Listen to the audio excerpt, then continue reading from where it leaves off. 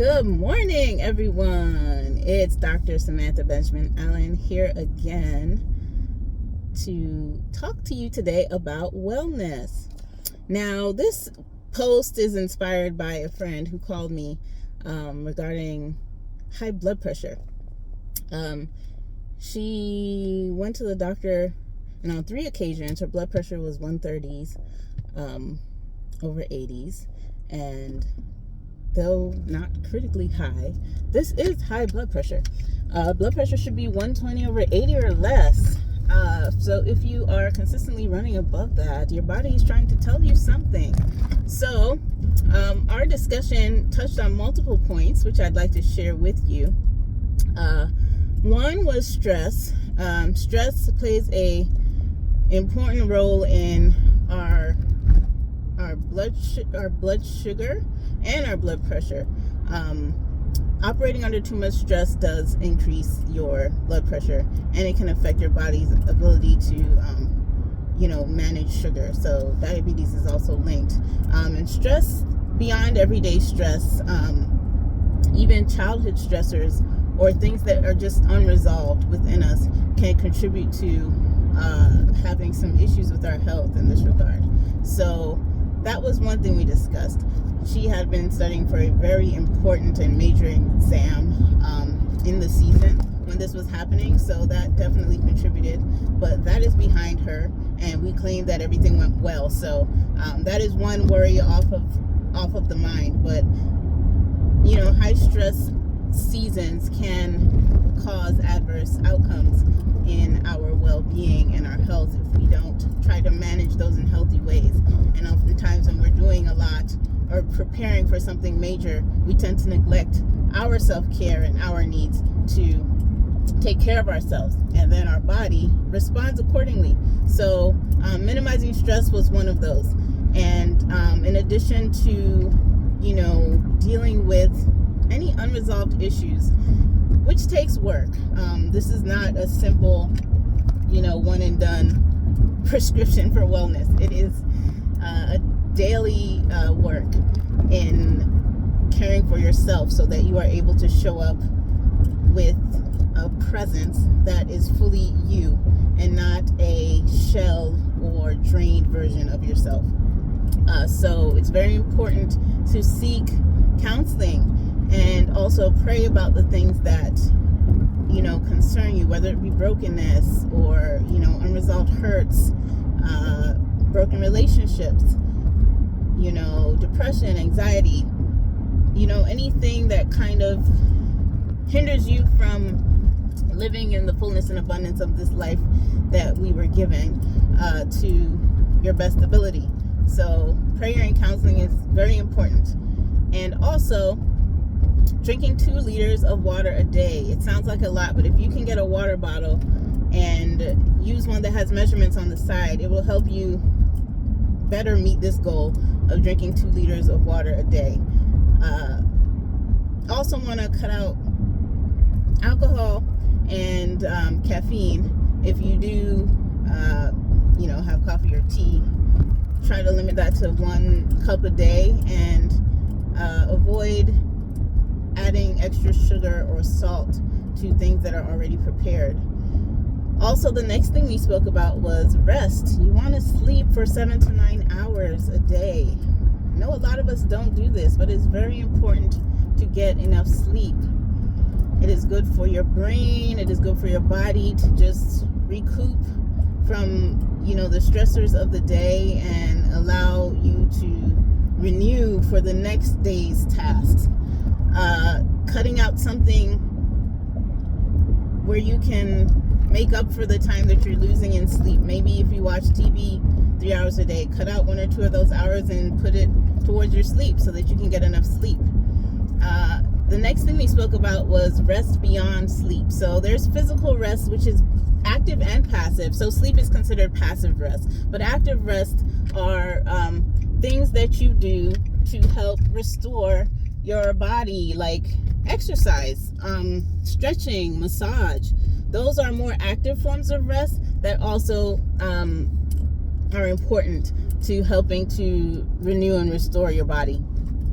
Then there's spiritual rest. This is a very important part of our rest routine. We should set aside time each day for spiritual rest, just to be alone with God, meditate, pray, and just take time in solitude for yourself, quieting all the noise and just resting in His presence.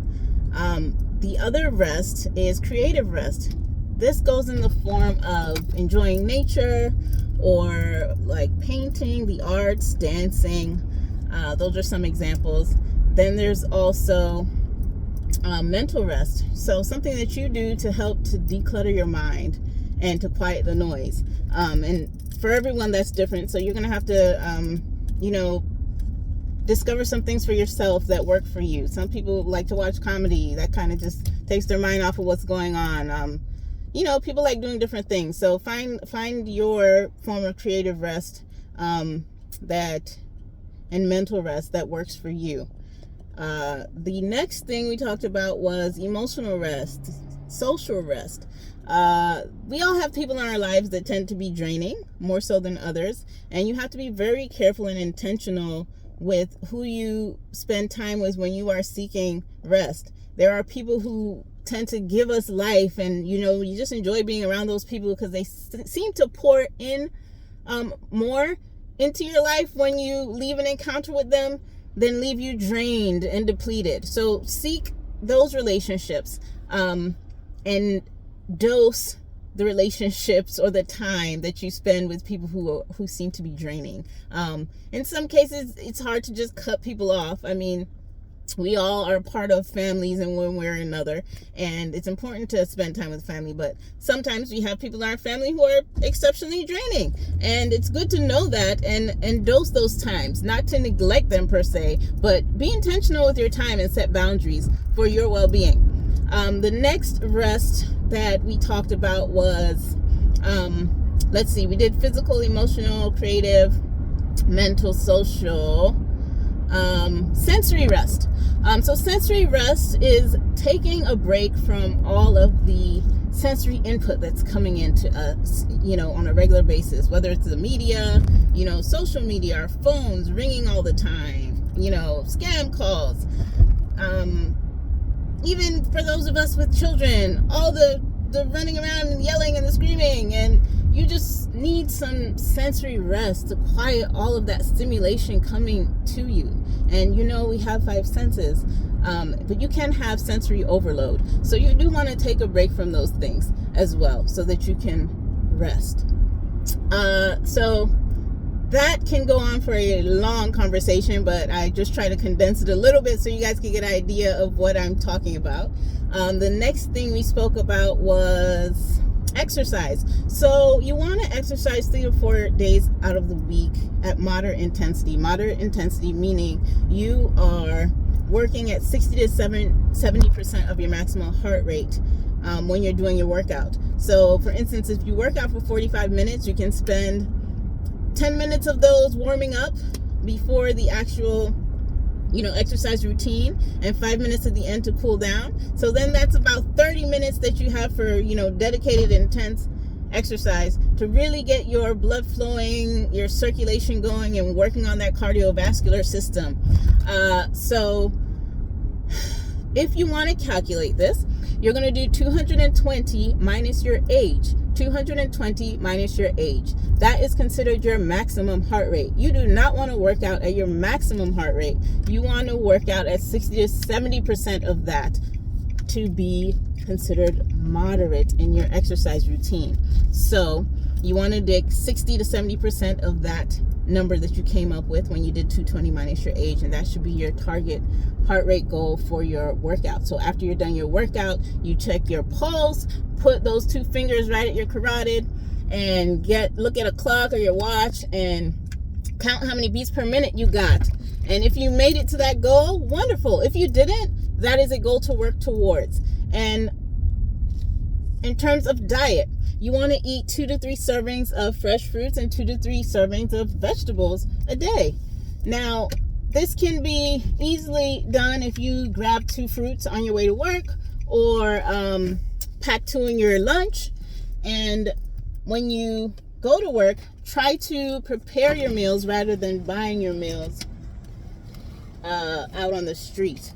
So if you can chop up some carrots or fresh celery, maybe if you like a dip or dressing to make it more palatable for you, you can do something like that. But those are helpful things to do, to incorporate into your everyday routine and lifestyle to work towards wellness.